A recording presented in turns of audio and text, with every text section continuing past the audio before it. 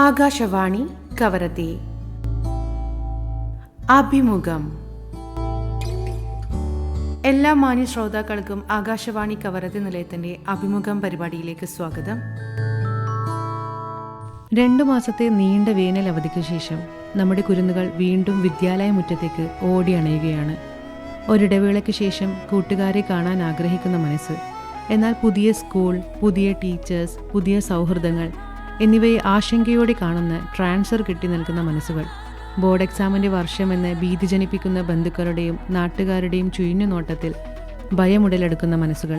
പിന്നെ ആദ്യമായി അക്ഷരമുറ്റത്തേക്ക് കാലെടുത്ത് വെക്കുന്ന ആകാംക്ഷയും ഭയവും നിറഞ്ഞ പിഞ്ചു മനസ്സുകൾ. ഇങ്ങനെ പുതിയ അധ്യയന വർഷാരംഭം പല മനസ്സുകളിലും പലതാണ്.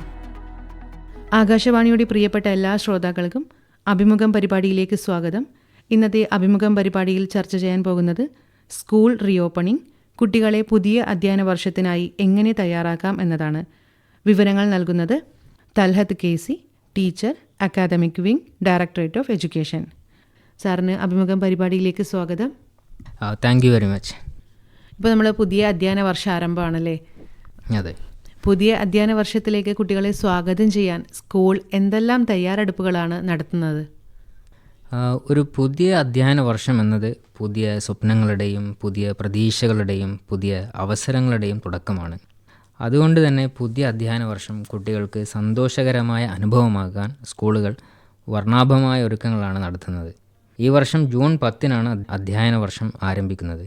ക്ലാസ് മുറികളുടെ ശുചീകരണം, അലങ്കാരം, പഠന സൗഹൃദ അന്തരീക്ഷമൊരുക്കൽ, യൂണിഫോം, പുസ്തക വിതരണം, ടൈം ടേബിൾ ക്രമീകരണം, അധ്യാപക യോഗങ്ങൾ, പ്രത്യേകിച്ച് സ്കൂൾ പ്രവേശനോത്സവം, കുട്ടികൾക്കായുള്ള സ്വീകരണ പരിപാടികൾ എന്നതൊക്കെയാണ് പ്രധാന തയ്യാറെടുപ്പുകൾ. ഇപ്പോൾ നവാഗതർക്കുള്ള തയ്യാറെടുപ്പുകൾ പൂർത്തിയായോ സ്കൂളുകളിൽ? കുട്ടികളെ ആകർഷിക്കാനായി സ്കൂളുകളിൽ എന്തെല്ലാം സജ്ജീകരണങ്ങളാണ് ഈ വർഷം ഇപ്പോൾ ഒരുക്കിയിരിക്കുന്നത്? ഈ വർഷം അധ്യയനം ആരംഭിക്കുന്നത് ജൂൺ 10-നാണെങ്കിലും ജൂൺ 5 മുതൽ തന്നെ ടീച്ചേഴ്സ് എല്ലാവരും സ്കൂളിൽ റിപ്പോർട്ട് ചെയ്യുകയും ഒരുപാട് പ്രിപ്പറേറ്ററി വർക്ക്സിൽ ഏർപ്പെടുകയുമാണ് ചെയ്യുന്നത്. സ്കൂളിൽ ആദ്യമായി എത്തുന്ന കുട്ടികൾക്ക് ഭയമില്ലാതെ സന്തോഷത്തോടെ പഠനാന്തരീക്ഷത്തിലേക്ക് ഇണങ്ങിച്ചേരാൻ പ്രത്യേക പരിപാടികളാണ് സ്കൂളുകൾ ഒരുക്കുന്നത്. ശിശു സൗഹൃദമായ ക്ലാസ് മുറികൾ, നിറമുള്ള അലങ്കാരങ്ങൾ, ചിത്രങ്ങൾ, കളിയുപകരണങ്ങൾ, സ്റ്റോറി കോർണേഴ്സ്, ആക്ടിവിറ്റി കോർണേഴ്സ് എന്നിവ ഒരുക്കി സ്കൂൾ ഒരു ആകർഷകമായ പഠന ഇടമാക്കാൻ ശ്രമിക്കുന്നുണ്ട്. കുട്ടികൾക്ക് സന്തോഷകരമായ ആദ്യ അനുഭവം നൽകുക എന്ന ലക്ഷ്യത്തോടെ വിപുലമായ പ്രവേശനോത്സവ പരിപാടികൾ സംഘടിപ്പിക്കുന്നുണ്ട്. പ്രവേശനോത്സവത്തിൻ്റെ ഭാഗമായി രക്ഷിതാക്കൾക്കും പ്രത്യേക ഓറിയൻറ്റേഷൻ പരിപാടികൾ നടത്താറുണ്ട്. സ്കൂളിൻ്റെ പ്രവർത്തന രീതി, കുട്ടികളുടെ പഠന രീതി, അതുപോലെ സുരക്ഷാ സംവിധാനങ്ങൾ, പാരൻസ് ടീച്ചേഴ്സ് സഹകരണം എന്നിവയെക്കുറിച്ച് അവരെ ബോധവൽക്കരിക്കുന്നു. ഇതിലൂടെ മാതാപിതാക്കൾക്കും സ്കൂളുമായി ആത്മവിശ്വാസമുള്ള ബന്ധം സ്ഥാപിക്കാൻ സാധിക്കുന്നു. കൂടാതെ കുട്ടികൾക്ക് പഠന കിറ്റുകൾ വിതരണം ചെയ്യാറുണ്ട്. Uniform, bags, water bottle, text books, not books പോലുള്ള അടിസ്ഥാന സഹായങ്ങളും ഡിപ്പാർട്ട്മെൻറ്റ് നൽകുന്നുണ്ട്. ഈ ലോവർ പ്രൈമറി കുട്ടികൾക്ക് സ്കൂൾ റീഓപ്പണിംഗ് സമയത്ത് സാധാരണയായി ഉണ്ടാകാറുള്ള ചലഞ്ചസ് എന്തൊക്കെയാണ്? ഇത് വളരെ നല്ലൊരു ചോദ്യമാണ്. യഥാർത്ഥത്തിൽ ലോവർ പ്രൈമറി തലത്തിലുള്ള കുട്ടികൾക്ക് സ്കൂൾ റീഓപ്പണിംഗ് പീരീഡ് വലിയൊരു മാറ്റത്തിൻ്റെ സമയമാണ്. പ്രത്യേകിച്ച് ആദ്യമായി സ്കൂളിലേക്ക് വരുന്ന കുട്ടികൾക്ക് വീട്ടിലെ സുരക്ഷിതമായ അന്തരീക്ഷത്തിൽ നിന്ന് പുതിയൊരു സാമൂഹിക സാഹചര്യത്തിലേക്ക് മാറേണ്ടി വരുന്നത് ചില വെല്ലുവിളികൾ സൃഷ്ടിക്കും. ഏറ്റവും പ്രധാനമായ വെല്ലുവിളി ഇമോഷണൽ അഡ്ജസ്റ്റ്മെൻ്റ് ആണ്. മാതാപിതാക്കളെയും വീട്ടുകാരെയും വിട്ട് ചില മണിക്കൂറുകൾ സ്കൂളിൽ തുടരേണ്ടി വരുന്നത് കുട്ടികളിൽ ഭയം, കരച്ചിൽ, ഇൻസെക്യൂരിറ്റി എന്നിവ ഉണ്ടാക്കാം. ചില കുട്ടികൾ പാരൻസിനെ വിട്ടു നിൽക്കാൻ മടിക്കാം. ഇത് സാധാരണമായ ഒരു ഘട്ടമാണ്. പുതിയ ആളുകൾ, പുതിയ അധ്യാപകർ, അതുപോലെ തന്നെ അൺഫെമിലിയർ ആയിട്ടുള്ള എൻവയറമെൻറ്റ് എന്നിവ കാരണം ചില കുട്ടികൾക്ക് ആങ്സൈറ്റി, ഫിയർ, ഷൈനസ് എന്നിവ അനുഭവപ്പെടാം. ചിലർക്ക് ക്ലാസ്സിൽ സംസാരിക്കാൻ പോലും മടിയുണ്ടാകും. ചില കുട്ടികൾ സൈലൻ്റായി മാറുകയും ചിലർ കൂടുതൽ റെസ്റ്റ്ലെസ് ആവുകയും ചെയ്യാം. അതുപോലെ റുട്ടീൻ മാറ്റവും ഒരു വെല്ലുവിളിയാണ്. വെക്കേഷൻ സമയത്തെ സ്വാതന്ത്ര്യത്തിൽ നിന്ന് ഫിക്സഡ് ടൈം ടേബിളിലേക്ക് മാറുക, നേരത്തെ എഴുന്നേൽക്കുക, ക്ലാസ്സിൽ ശ്രദ്ധിച്ചിരിക്കുക തുടങ്ങിയ കാര്യങ്ങൾ കുട്ടികൾക്ക് ആദ്യം ബുദ്ധിമുട്ടുണ്ടാക്കാം. മറ്റൊരു പ്രധാനപ്പെട്ട കാര്യം സോഷ്യൽ ഇൻട്രാക്ഷനും മറ്റൊരു പ്രധാന വിഷയമാണ്. പുതിയ കൂട്ടുകാർക്കൊപ്പം ഇടപെടൽ, ഷെയറിംഗ്, ഗ്രൂപ്പ് ആക്ടിവിറ്റീസ് എന്നിവയിൽ ചില കുട്ടികൾക്ക് സമയമെടുക്കാം. ഓരോ കുട്ടിയുടെയും അഡ്ജസ്റ്റ്മെൻറ്റ് സ്പീഡ് വ്യത്യസ്തമായിരിക്കും. ഇത്തരം സാഹചര്യങ്ങളിൽ ടീച്ചേഴ്സും പാരൻസും കുട്ടികളെ ശാസിക്കുന്നതിനേക്കാൾ മനസ്സിലാക്കി വേണ്ട പിന്തുണ നൽകേണ്ടതാണ്. സ്നേഹപൂർവമായ സമീപനം, play based activities, story telling, songs, friendly class room atmosphere എന്നിവ കുട്ടികളുടെ ഇമോഷണൽ കംഫർട്ട് വർദ്ധിപ്പിക്കാൻ സഹായിക്കും. സ്കൂൾ റീഓപ്പണിംഗ് കുട്ടികൾക്കൊരു സമ്മർദ്ദമല്ല, മറിച്ച് സന്തോഷകരമായ പുതിയ അനുഭവമാണെന്ന് തോന്നിക്കുകയാണ് ഏറ്റവും പ്രധാനപ്പെട്ടത്. സാറിപ്പോൾ പറഞ്ഞു നമ്മൾ പുതിയൊരു എൻവിറോൺമെൻ്റ് ആണ്, അതുപോലെ തന്നെ പാരൻസിനെ വിട്ടു നിൽക്കുന്ന ഒരു ആൻസൈറ്റി ഇതൊക്കെ കുട്ടികളിൽ ഉണ്ടാവും. പക്ഷേ KG, നഴ്സറി ഇതൊക്കെ കഴിഞ്ഞിട്ടാണ് ഇപ്പോൾ കുട്ടികൾ സ്കൂളിലേക്ക് എത്തുന്നത്. അപ്പോൾ അതിൻ്റെ ആ ഒരു ഡെപ്ത് കുറച്ച് കുറവായിരിക്കില്ലേ? തീർച്ചയായും ഡെപ്ത് കുറവായിരിക്കും. എന്നാലും സ്കൂൾ അറ്റ്മോസ്ഫിയർ എന്ന് പറയുന്നത് ഒരു നഴ്സറി എന്ന് പറയുമ്പോൾ ഒരു കുറച്ചും കൂടി ക്ലോസ്ഡ് ആയിട്ടുള്ളൊരു എൻവയറമെൻ്റ് ആണ്. അവിടെ അവർ മാതാപിതാക്കളെ പോലെ തന്നെയാണ് അവരുടെ ടീച്ചേഴ്സിനെ കാണുക. പക്ഷേ എന്നാൽ സ്കൂളിലേക്ക് വരുന്ന സമയത്ത് ഓരോ വിഷയത്തിനും വ്യത്യസ്തമായ അധ്യാപകർ, മറ്റൊരുപാട് വലിയ വലിയ കുട്ടികളെ കാണും. അതുമാത്രമല്ല, 1ാം ക്ലാസ്സിലെ കുട്ടികളെന്ന് പറയുന്ന സമയത്ത് അവിടെ ചെറിയ കുട്ടികളാണ്. അപ്പോൾ വലിയ കുട്ടികളിൽ നിന്നും അവർക്കൊരു ചെറിയ രീതിയിലുള്ള അറിയാമല്ലോ, കുട്ടികളായി കഴിഞ്ഞാലുള്ള അങ്ങോട്ടും ഇങ്ങോട്ടുമുള്ള അത്തരം കാര്യങ്ങളൊക്കെ ഒരുപക്ഷെ കുട്ടികളിലേക്ക് ഭയം അല്ലെങ്കിൽ ഒരു ഇൻസെക്യൂരിറ്റി ഫീലിംഗ് ഉണ്ടാക്കാം. പക്ഷേ ഈ ഒരു സാഹചര്യത്തിൽ ടീച്ചേഴ്സിൻ്റെയും പാരൻസിൻ്റെയും വളരെ പോസിറ്റീവായിട്ടുള്ള, അവരെ എൻകറേജ് ചെയ്യുന്ന രീതിയിലുള്ള പ്രവർത്തനങ്ങൾ കുട്ടികളെ സഹായിക്കും. അതുപോലെ തന്നെ പാരൻസ് കുട്ടികളെ മെൻ്റലി സ്കൂളിലേക്ക് തയ്യാറാക്കാൻ എന്തൊക്കെയാണ് ചെയ്യേണ്ടത്? മാതാപിതാക്കൾ കുട്ടികളോട് സ്കൂളിനെക്കുറിച്ച് പോസിറ്റീവായി സംസാരിക്കണം. സ്കൂളിൽ പുതിയ കൂട്ടുകാരെ കിട്ടും, റസ്യ ടീച്ചർ ഇന്ന് പുതിയ കഥ പറഞ്ഞു തരും, റമീസ് സാറ് പുതിയ എക്സ്പെരിമെൻ്റ് കാണിച്ചു തരും എന്ന രീതിയിൽ കുട്ടികളിൽ ആവേശവും ആത്മവിശ്വാസവും വളർത്തണം. സ്കൂൾ തുടങ്ങുന്നതിന് മുമ്പ് തന്നെ സ്ലീപ്പ് സ്കെഡ്യൂൾ, മോർണിംഗ് റുട്ടീൻ എന്നിവ ക്രമപ്പെടുത്തുന്നത് കുട്ടികളെ മെൻ്റലി റെഡിയാക്കാൻ സഹായിക്കും. കുട്ടികളോടൊപ്പം ബാഗ്സ്, ബുക്സ്, യൂണിഫോം എന്നിവ തയ്യാറാക്കുന്നതും അവരിൽ എക്സൈറ്റ്മെൻറ്റ് ഉണ്ടാക്കും. കുട്ടികളിൽ അൺനെസസറി പ്രഷർ നൽകാതിരിക്കാൻ പ്രത്യേകം ശ്രദ്ധിക്കണം. ആദ്യ ദിവസങ്ങളിൽ കുട്ടികൾ എന്ത് പഠിച്ചു എന്നതിനേക്കാൾ അവർ എത്രത്തോളം ഇമോഷണലി കംഫർട്ടബിളായി എന്നാണ് ശ്രദ്ധിക്കേണ്ടത്. കുട്ടികളെ മറ്റുള്ളവരുമായി കമ്പയർ ചെയ്യാതെ അവരുടെ ചെറിയ നേട്ടങ്ങൾ പോലും അപ്രിഷ്യേറ്റ് ചെയ്യുന്നത് കോൺഫിഡൻസ് വർദ്ധിപ്പിക്കും. കുട്ടികൾക്ക് school is A happy place എന്ന ഫീലിംഗ് നൽകുകയാണ് മാതാപിതാക്കളുടെ ഏറ്റവും വലിയ ഉത്തരവാദിത്തം. സാറിപ്പോൾ പറഞ്ഞു നമ്മൾ സ്ലീപ്പ് ഷെഡ്യൂളിൻ്റെ കാര്യമൊക്കെ പറഞ്ഞു. ഇപ്പോൾ നമ്മൾ വെക്കേഷൻ മൂഡിലാണ് ഇപ്പോൾ കുട്ടികളൊക്കെ ഉള്ളത്. ഇതിപ്പോൾ പെട്ടെന്ന് ഒരു ചേഞ്ചാണ് വരുന്നത് അവർക്ക്, അവരുടെ ഷെഡ്യൂൾ മൊത്തം മാറുകയാണ്. മോർണിംഗ് റൊട്ടീൻ, സ്ലീപ്പ് ഷെഡ്യൂൾ പോലുള്ള കാര്യങ്ങൾ കുട്ടികളുടെ അക്കാദമിക് പെർഫോമൻസിനെ എത്രത്തോളമാണ് അത് ബാധിക്കാറുള്ളത്? തീർച്ചയായിട്ടും അതിൽ പാരൻസ് കൃത്യമായി ഇടപെട്ടിട്ടില്ലെങ്കിൽ അത് മോശമായ രീതിയിൽ തന്നെ പഠനത്തെ ബാധിക്കും. അതുകൊണ്ട് തന്നെ പാരൻസ് അത് മനസ്സിലാക്കുകയും അവരുടെ സ്ലീപ്പ് സ്കെഡ്യൂളായാലും അവരുടെ സ്ക്രീൻ ടൈം ആയാലും അത് കൃത്യമായ രീതിയിൽ അവർ ക്രമപ്പെടുത്തേണ്ടതാണ്. എന്നാൽ മാത്രമേ അത് നമുക്ക് തുടക്കത്തിൽ തന്നെ പരിഹരിച്ച് നല്ല രീതിയിൽ പഠനത്തിന് ശ്രദ്ധ കൂടുതൽ നൽകിക്കൊണ്ട് കുട്ടികളെ മുമ്പോട്ട് കൊണ്ടുവരാൻ സാധിക്കുക. ഉറക്കത്തിന് വളരെ പ്രധാനപ്പെട്ട ഒരു പങ്കാണുള്ളത് അല്ലേ നമ്മുടെ ഓൾറൗണ്ട് ഡെവലപ്മെൻറ്റിന് തന്നെ? അതെ, തീർച്ചയായിട്ടും. ഇന്ന് കണ്ടുവരുന്ന ഏറ്റവും വലിയ ഒരു പ്രധാന വിഷയമാണ് ഉറക്കമില്ലായ്മ. കാരണം കുട്ടികൾ കൂടുതൽ സമയത്തും ഗെയിമുകളും സോഷ്യൽ മീഡിയയിലും ഒക്കെയാണ് ചിലവഴിക്കുന്നത്. ഇപ്പോൾ അടുത്ത മാസം വേൾഡ് കപ്പ് സ്റ്റാർട്ട് ചെയ്യാൻ പോവുകയാണ്, അതും രാത്രികാലങ്ങളിലായിരിക്കും. അപ്പോൾ ഈ കാര്യങ്ങളൊക്കെയും കുട്ടികളുടെ പഠനത്തെ ബാധിക്കും. അത് പാരൻസ് അതിൽ കൃത്യമായി ഇടപെടണം. പാരൻസ് അവർക്ക് കൃത്യമായ ഉറക്കം അവർക്ക് കിട്ടുന്നുണ്ട് എന്നുള്ളത് പാരൻസ് ഉറപ്പ് വരുത്തണം. എന്നാൽ മാത്രമേ അവർക്ക് വളരെ ഇഫക്റ്റീവായിട്ട് സ്കൂൾ സമയം ഉപയോഗിക്കാൻ സാധിക്കുകയുള്ളൂ. എനിക്ക് തോന്നുന്നു എല്ലാത്തിനും പാരൻസ് ആയിരിക്കണം മാതൃക ആവേണ്ടതല്ലേ? ആ ഒരു ഷെഡ്യൂളിൽ നമ്മളുണ്ടായാലല്ലേ നമുക്ക് കുട്ടികളോടത് പറയാനും പറ്റുള്ളൂ. അതെ, തീർച്ചയായും. കാരണം വീട്ടിൽ അവർ ഉള്ള സമയത്ത് അവർ കൃത്യമായിട്ട് പാരൻസ് പരിചരിക്കണം, അവർക്ക് വേണ്ട മാർഗനിർദ്ദേശങ്ങൾ നൽകണം. വീട്ടിൽ അവർ കൃത്യമായി ഒരു ഡിസിപ്ലിൻഡായിട്ട് വളർത്തിയില്ലെങ്കിൽ അത് സ്കൂളിൽ അഫക്റ്റ് ചെയ്യും. കാരണം സ്കൂളിലേക്ക് വ്യത്യസ്തമായ സാഹചര്യങ്ങളിൽ നിന്നാണ് കുട്ടികൾ വരുന്നത്. അപ്പോൾ അത് തീർച്ചയായിട്ടും നമുക്ക് ഒരു ഡിസിപ്ലിൻ ഉണ്ടാക്കിയെടുക്കാൻ സാധിക്കുക വീട്ടിൽ നിന്നാണ്. അതേസമയം സ്കൂളിനും സാധിക്കും, സ്കൂളിൻ്റേതായിട്ടുള്ള രീതിയിൽ അത് തീർച്ചയായിട്ടും ചെയ്യും. എന്നാൽ ഇതൊരു കമ്പൈൻഡ് ആയിട്ടുള്ള എഫേർട്ടായിരിക്കണം അധ്യാപകരുടെയും പാരൻസിൻ്റെയും ഇടയിൽ. അതുപോലെ തന്നെ മറ്റൊരു കാര്യം, കുട്ടികൾ പെട്ടെന്ന് മുതിർന്ന അവരെ ഇമിറ്റേറ്റ് ചെയ്യാനാണ് ശ്രമിക്കാറ്. പാരൻസ് നല്ല രീതിയിൽ അവർക്കൊരു മാതൃകയായിരിക്കണം.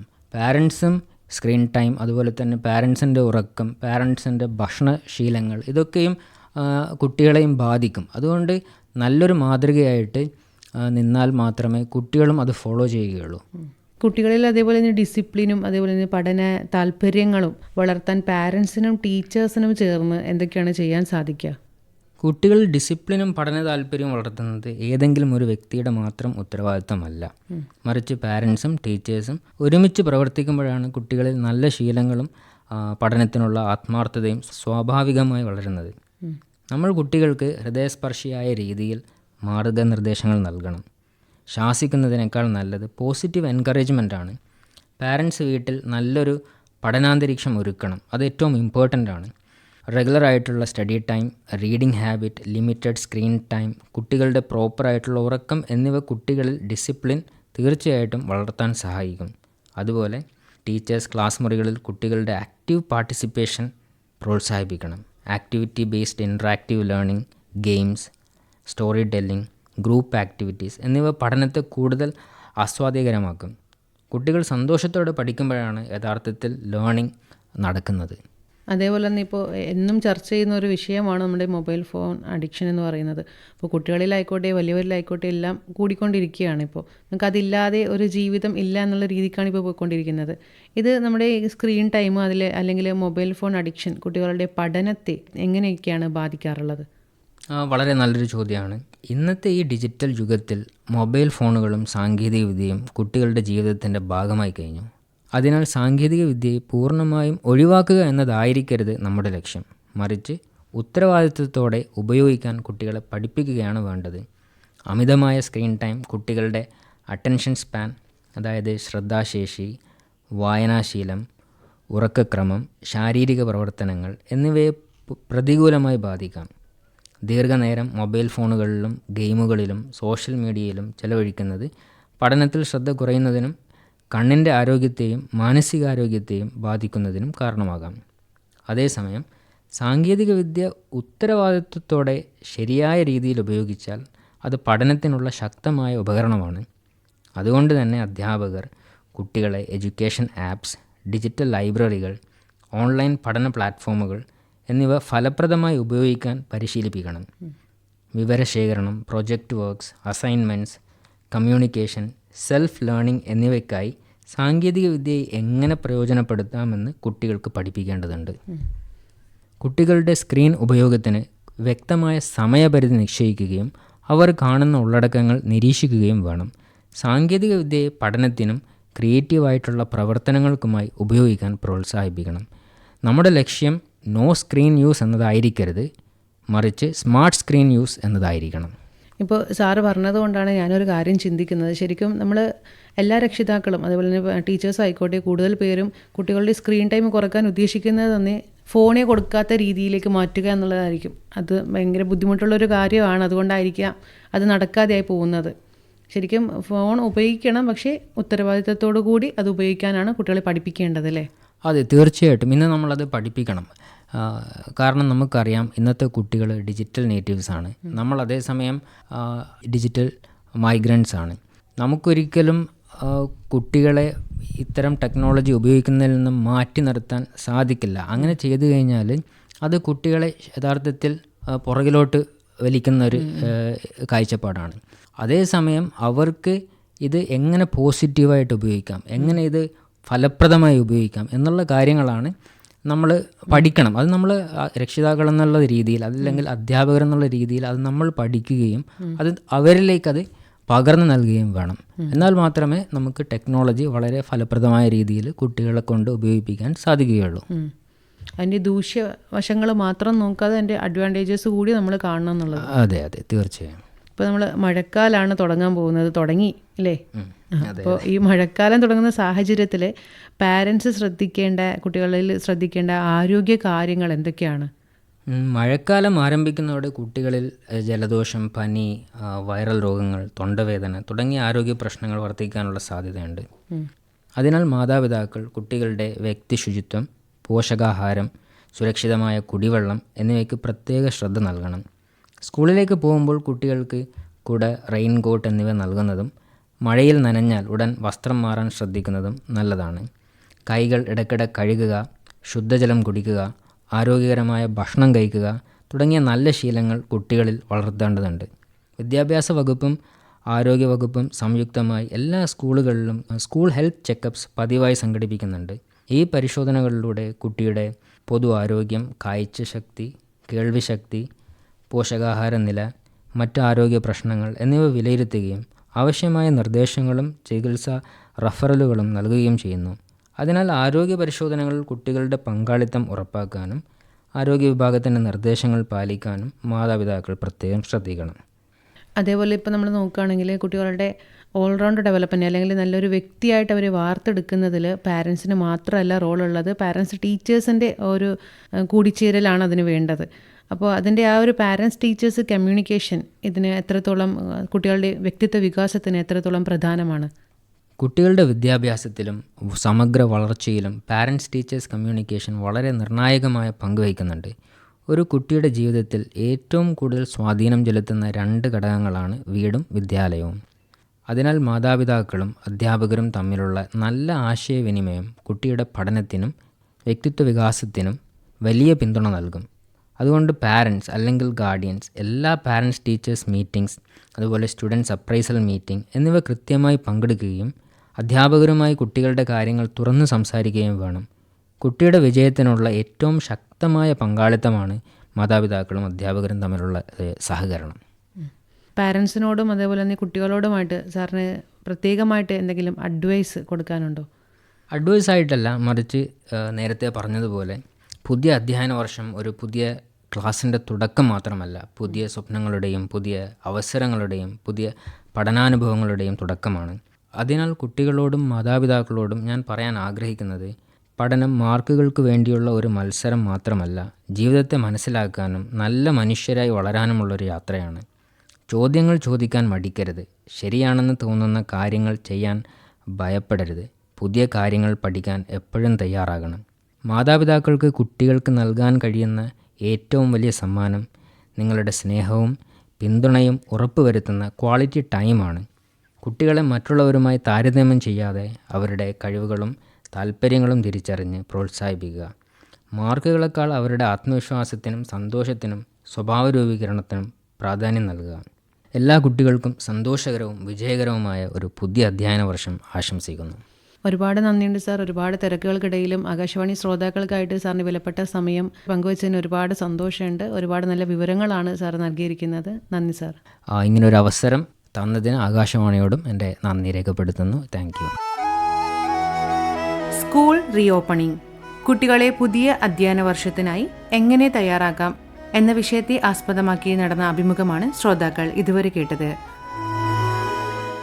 അഭിമുഖം പരിപാടിയിൽ പങ്കെടുത്തത് Talhath KC, teacher, academic wing, directorate of education. പരിപാടി തയ്യാറാക്കിയത് ഫസ്ലീന ബീഗം, ഉമ്പിയപുര. നന്ദി, നമസ്കാരം.